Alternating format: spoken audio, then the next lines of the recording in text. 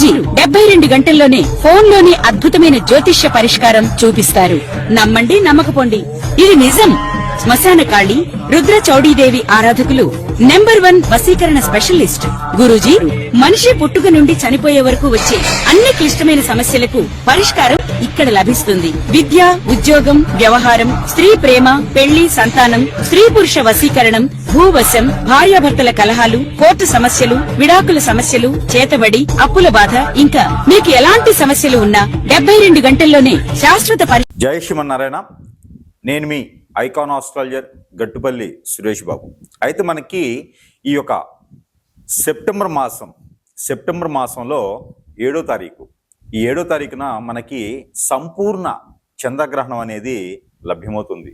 ఈ సంపూర్ణ చంద్రగ్రహణం అనే దానికి మనకి అసలు ఏ రోజు వస్తుంది, ఈ సమయం ఏంటి, ఆ రోజు మనం పాటించవలసినటువంటి నియమాలు ఏంటి, ఆ గ్రహణం అనంతరం మనకి ఏ రాశుల వారికి ఎలా ఉండబోతుంది, ఏం పరిహారాలు చేసుకుంటే వారికి అన్యోన్యమైనటువంటి దాంపత్యం కావచ్చు, ఆహ్లాదకరమైనటువంటి జీవితం కావచ్చు కొనసాగుతుంది, ఆర్థిక పరమైనటువంటి ఇబ్బందులు, జాబు పరమైనటువంటి సమస్యలు, విదేశీయానం, అలానే మనకి ఎన్నో రకాలైన సమస్యలతో బాధపడేటువంటి వారు, గ్రహదోషాలు, గ్రహశాంతులు బాధపడేవారు, నవగ్రహాలు కూడా మన మీద అశుభ దృష్టి ఉండే ఈ గ్రహణంతో మనకి ఏమైపోతుంది, వీటి గురించి మనం ఒకసారి క్లుప్తంగా తెలుసుకున్నట్టయితే కనుక మనకి అతి తక్కువ కాలంలోనే వచ్చేటువంటి గ్రహణం ఏంటంటే చంద్రగ్రహణం.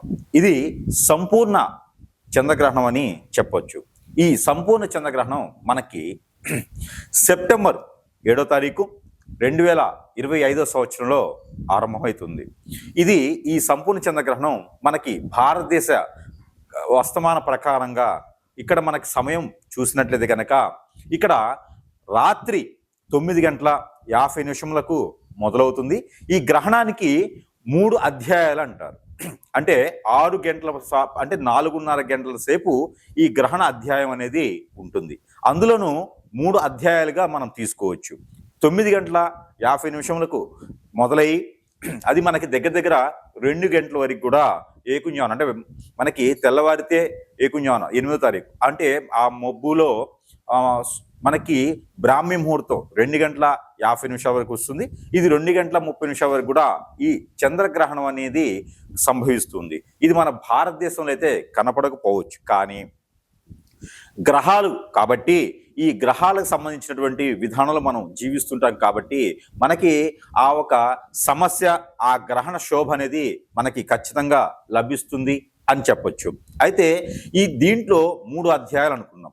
ఈ 3 అధ్యాయాల్లో మనం మొదటిగా చూసినట్టయితే కనుక ఎవరైనా మంత్రోచ్చారణ చేసేవారు కావచ్చు, ఎవరైనా ప్రెగ్నెన్సీ ఆడవారు కావచ్చు, ఎవరైనా తినేయాలి అనుకునేటువంటి వారు కావచ్చు, సమస్యలు ఉన్న వారు ఎవరైనా ఉంటే కూడా వారందరూ కూడా ఈ 3 అధ్యాయాలు మనం పాటించుకోవాల్సి వస్తుంది.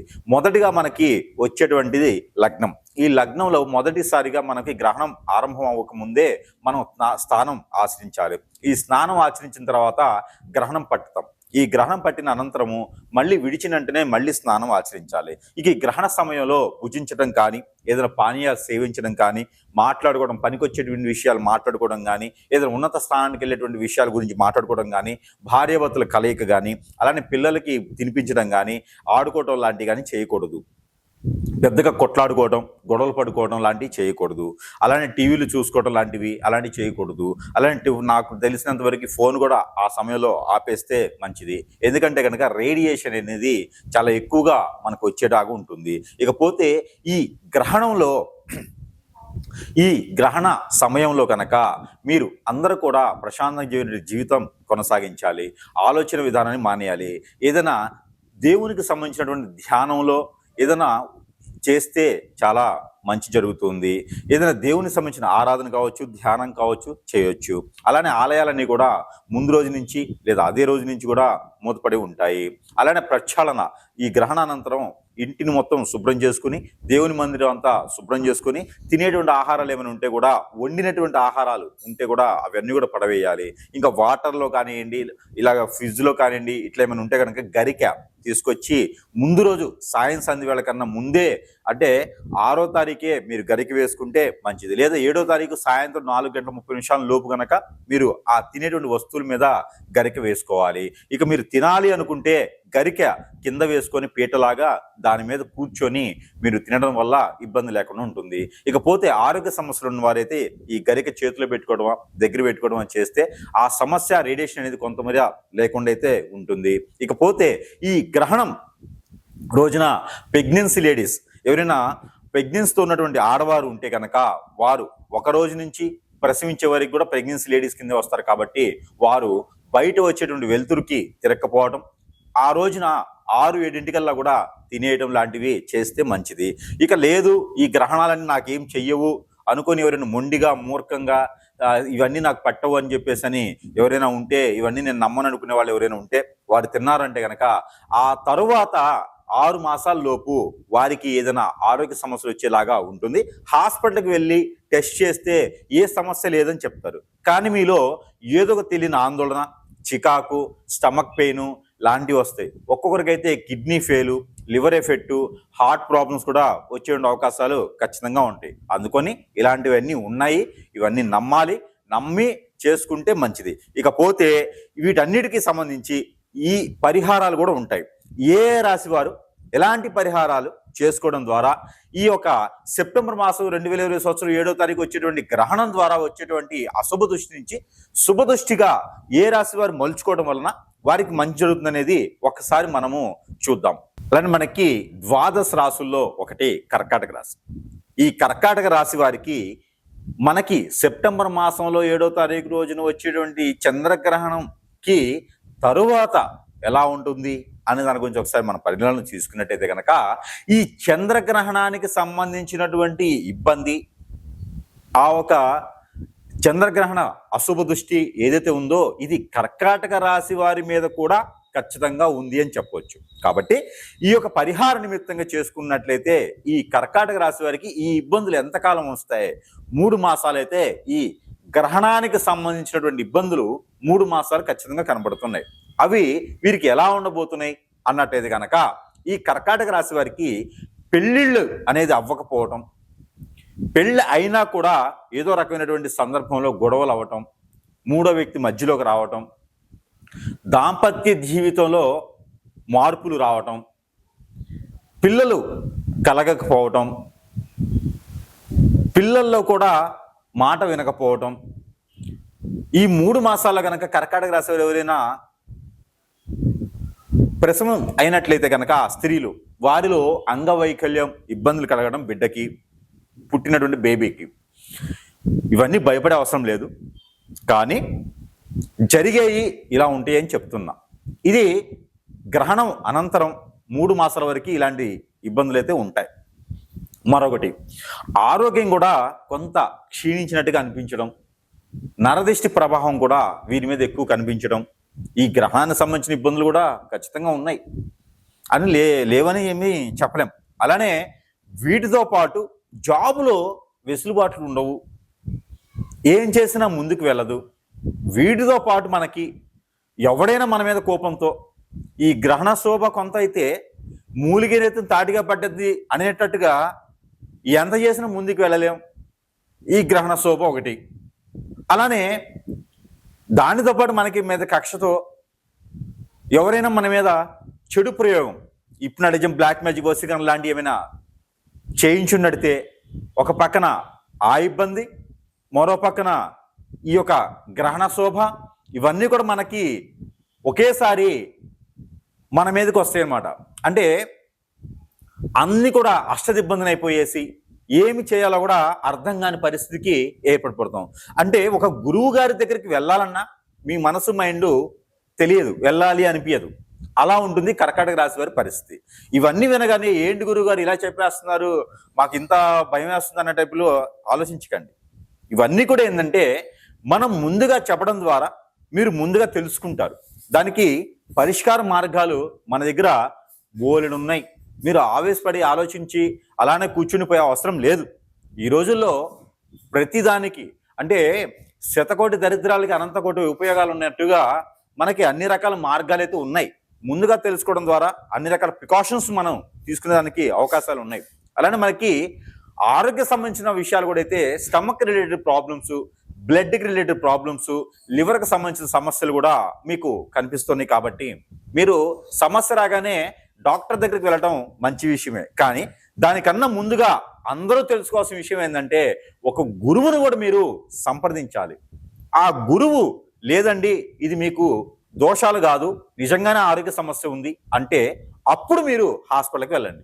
డబ్బు ఖర్చు కూడా మీకు తగ్గుతుంది. కాబట్టి దీనికి సంబంధించిన పరిహారాలు అయితే ఖచ్చితంగా ఆ గ్రహణానికి సంబంధించిన పరిహారం మనం పాటించినట్లయితే కనుక మూర్ఖంగా మొండిగా ఏం లేదన్నా గురుగారు అట్లాంటివి ఏమి ఉండవు, నాకు అట్లాంటివి ఏమి రావు, నేను ఉక్కు మనిషిని అంటానేమో. ఉక్కు మనిషి అయినా వెల్డింగ్ చేయగానే కట్ అయిపోతుంది. కాబట్టి గ్రహణం అనేది ఖచ్చితంగా పాటించాలి. ఆ గ్రహణ శోభ అనేది మన మీద ఉంటుంది. అందులో కర్కాటక రాశి మీద ఉన్నది. కాబట్టి మీరు అందరూ కూడా పరిహార నిమిత్తంగా చేసుకోండి. లేదు గురువు గారు పరిహారాలు చేసుకున్నా మాకేదన్నా ఉపయోగం ఉండేటువంటి దానికి ఇలాంటి గ్రహ దోషాలే కాకుండా మనకి ఇంకేమన్నా హిప్నాటిజం, బ్లాక్ మ్యాజిక్ లాంటి ఈ రోజు చాలా ఎక్కువైపోయినాయి కాబట్టి ఇంకేమైనా మనకి బాగుండేలా ఉన్నాయా అంటే ఖచ్చితంగా మన దగ్గర ఉన్నాయని చెప్పవచ్చు. మీకు వద్దకే మీరు ఎక్కడైతే ఉంటారో మీ వద్దకే చేర్చేటువంటి కొన్ని రకాలుగా వస్తువులు మన దగ్గర లభ్యపడుతూ ఉన్నాయి. ఆ వస్తువులు మీకున్నటువంటి సమస్య ఏమిటి, మీరు ఎక్కడి వరకు ఎదగాలనుకుంటున్నారు, ఇవన్నీ కూడా మీరు ఆలోచించుకొని నాలాంటి వాడిని లేకపోతే నన్ను సంప్రదించినట్టయితే కనుక ఖచ్చితంగా మీకు ఉన్నత శిఖరానికి చేరుకునేటువంటి అవకాశాలు మీకు ఏవైతే మీ జాతకంలో ఉన్నదో ఆ ఒక గోల్కి క్యాచ్ చేయలాగైతే ఖచ్చితంగా మనము దానికి సపోర్ట్ చేస్తాము. మన దగ్గర ఉన్న వస్తువులు మీకు ఏదైతే సూటబుల్ అవుతుందో మీరు ఏ పరిహారం చేసుకోవడం ద్వారా సరిపోతుందో అయితే మీకు చూసుకోవచ్చు. అలానే మనము మీకు ఉచితంగా నాగమణి అనేది ఒకటి మీకు ఇస్తున్నాను. అది నాగమణి కావాల్సిన ఫోన్ చేయొచ్చు.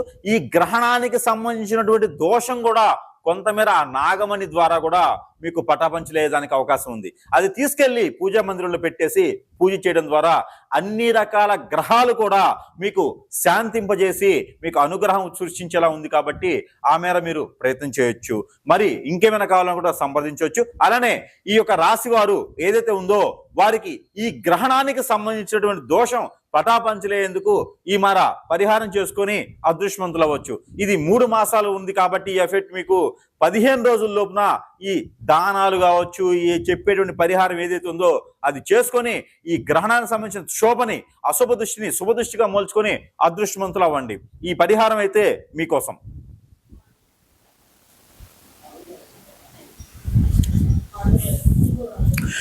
అయితే మనకి ద్వాదశ రాశుల్లో ఒకటి సింహరాశి. కట్ చేస్తారా? సరే, కంటిన్యూషన్ చేస్తున్నా, మళ్ళీ గ్యాప్ ఇచ్చాను కదా, ఏం కాదని.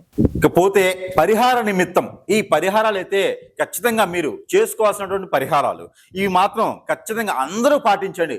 చిన్న పిల్లల నుంచి పెద్ద పిల్లల వరకు, పెద్ద అయిన వారికి, పెళ్లి అయిన వారికి, పెళ్లి కాని వారికి, ముసలి వయసు వచ్చిన వారికి కూడా, పెద్ద వయసు వచ్చిన వారు కూడా ఈ పరిహారాల నిమిత్తం చేసుకోవచ్చు సుమి. అయితే ఈ గ్రహణ దోష శోభ అశుభ దృష్టి ప్రతిదీ కూడా మీకు రావద్దు, మేము బరాయించుకోలేము, ఉన్న గ్రహాల దోషాన్ని మేము తట్టుకోలేకపోతాం అనుకున్న వారు ఎవరైతే ఉంటారో మీ అందరికీ కూడా ఈ చిన్న చిన్న పరిహారాలు చేసుకుని అదృష్టవంతులు అవ్వచ్చు. ఏమేంటి మీరు చేసుకోవాల్సినటువంటి పరిహారం? ఆవు పాలు కానీ గేదె పాలు కానీ ఒక 1/2 లీటర్, అంటే 1/2 లీటర్ అంటే 400 ml లేదా 455 ml వస్తుంది మామూలుగా లెక్క ప్రకారంగా. అయితే అవి ఒక 1/2 లీటర్ పాలు తీసుకొని ఆ పాలలో దానిమ్మ పండు రసం కలపాలి, పాలలో అరటిపండు రసం కలపాలి, ఆ పాలలో బియ్యం గ్రైండ్ చేసి ఆ ఒక పేస్ట్ కలపాలి, దాంతోపాటు బెల్లం పేస్ట్ చేయండి, కలపండి. ఈ మిశ్రమాన్ని తీసుకొని నవగ్రహాల మీద అభిషేకం, ఈ మిశ్రమాన్ని తీసుకొని ఎంతెంత అంటారా, ఒక 50 గ్రాములు 50 గ్రాములు చాలు, సర్దివాల్సి. ఈ మిశ్రమాన్ని తీసుకొని ఎక్కడైనా నాగపడిగలుంటే అభిషేకం, లేదు మన సమీప దూరంలో దొరకట్లేదంటారా, ఏదైనా గురువారం రోజున గ్రహణం అనంతరం వచ్చేటువంటి గురువారం లేదా రెండో గురువారం రోజున కనుక మీరు రావి చెట్టు మొదటిలో కనుక ఈ మిశ్రమాన్ని ఉంచాలి, చెట్టు చుట్టూ తిరుగుతూ పోయాలి. లేదు అనుకుంటే ఏదైనా సరే మీకు ఈ రావి చెట్టు అందుబాటులో లేదు అనుకుంటే కనుక శివాలయంలో శివుని విగ్రహం మీద, ఆ శివలింగం మీద కూడా ఈ అభిషేకాన్ని చేయొచ్చు. ఇది కనుక మీరు పాటించండి, ఖచ్చితంగా ఆ గ్రహణానికి సంబంధించినటువంటి దోషం ఏదైతే ఉందో పటాపంచలైపోతుంది. ఇక గ్రహాలకు సంబంధించి అంటారా, అవి మెల్లమెల్లగా చేసుకోవచ్చు. దానికి సంబంధించినటువంటి పరిహారం కూడా ఉన్నది. అది ఏంటంటే, ఒక శనివారం రోజున లేదా మంగళవారం రోజున ఉదయం సమయంలో నవగ్రహాల చుట్టూ 11 ప్రదక్షిణాలు చేయండి. గ్రహానికి సంబంధించినటువంటి పరిహారం ఇది. 11 ప్రదక్షిణాలు చేస్తూ నవధాన్యాలు 100 గ్రాములు, తెల్ల ఆవాలు 100 గ్రాములు, నల్ల నువ్వులు 100 గ్రాములు తీసుకొని పట్టిక కూడా తీసుకోండి. అంటే పట్టిక బెల్లం, మిశ్రీ అంటారు, కండ చక్కెర మిశ్రీ పట్టిక బెల్లం అంటారు కదా, అది తినేది తీపిది, అది కూడా చిన్నగా దొరుకుతాయి, లేదా పెద్దది తెచ్చుకుని ముక్కలు కొట్టుకోండి. ఇవన్నీ మిశ్రమం కలిపేసి నవగ్రహాల చుట్టూ 11 ప్రదక్షిణాలు చేస్తూ గ్రహాల దోషం పోవాలి గురువు గారు, గ్రహాలకు మొక్కుకుంటూ రాహువు కేతువు శుక్రుడు ఇలాగా రవి శని ఇలా అనుకుంటూ 11 ప్రదక్షిణాలు చేస్తూ ఇవి వాటి మీద ఉంచుతూ ప్రదక్షిణాలు అయిన తర్వాత ఒక 56 రూపాయలు కూడా ఆ గ్రహాల మీద పెట్టండి. ఈ పరిహారాలు మీరు చేసినట్లయితే గ్రహణానికి సంబంధించినటువంటి దోషం వెళ్ళిపోతుంది, గ్రహాలకు సంబంధించిన అశుభ దృష్టి కూడా వెళ్ళిపోతుంది. అయితే ఈ పరిహార నిమిత్తంగా మీరు వచ్చేసి ఈ గ్రహణానికి సంబంధించినటువంటి పరిహారం మీరు చేసుకున్నట్టయితే బాగుంటుంది. అయితే ఆ పరిహారం ఏంటి అంటారా, ఆ పరిహారం అయితే కనుక 1 కిలో బియ్యం, మనం తింటాం కదా ఆ బియ్యమే, 1 కిలో బియ్యం, ఒక తెల్లని వస్త్రం, దానితో పాటు మీకు ఎఫైర్ చేయగలుగుతాను అనుకుంటే కనుక ఒక 2 ముత్యాలు, అలానే సిల్వర్ ఒక కాయిన్, రూపు ఏదైనా సరే ఒక చిన్న సిల్వర్ది తీసుకోండి. అది ఏదైనా తీగైనా రూపైనా పర్వాలేదు. ఇవన్నీ కూడా తీసుకొని ఎక్కడైనా మీకు దగ్గరలో బ్రాహ్మణుతులు కానీ అర్చకుల వారు కానీ ఉంటే కనుక ఆలయాల్లో వారికి దానం ఇవ్వండి. దానం ఇచ్చే రోజున ఆ పంతులు గారికి కాలికి నమస్కారం ఎవ్వరు కూడా చెయ్యకూడదు. ఇది గుర్తుపెట్టుకోవాల్సి. అయితే ఇవన్నీ కూడా కలిపి దానం ఇవ్వండి. దానితో పాటు ఒక 2 ఎండు కొబ్బరి చిప్పలు కూడా కలిపి ఇవన్నీ కూడా ఒక ముడుపులా చేసి దానం ఇవ్వచ్చు. ఇలా ఇవ్వడం ద్వారా మనం ఇప్పటి వరకు ఏదైతే గ్రహణానికి సంబంధించినటువంటి పరిహారం చేసుకున్నట్లయితే మీకు ఈ ప్రాబ్లం ఉండదు, ఈ సమస్య మీ దగ్గరికి రాదు అని చెప్పాం కదా, ఆ సమస్య అనేది మీ వద్దకు రాకుండా వెళ్ళిపోతుంది పటాపంచలే. ఆ రోజు మీరు పాజిటివ్ కూడా ఉంటే మంచిది, నేల పడక చేస్తే మరీ మంచిది. అలానే ఈ పరిహారం ఉదయం సమయంలోనే సోమవారం రోజున చేయాలి.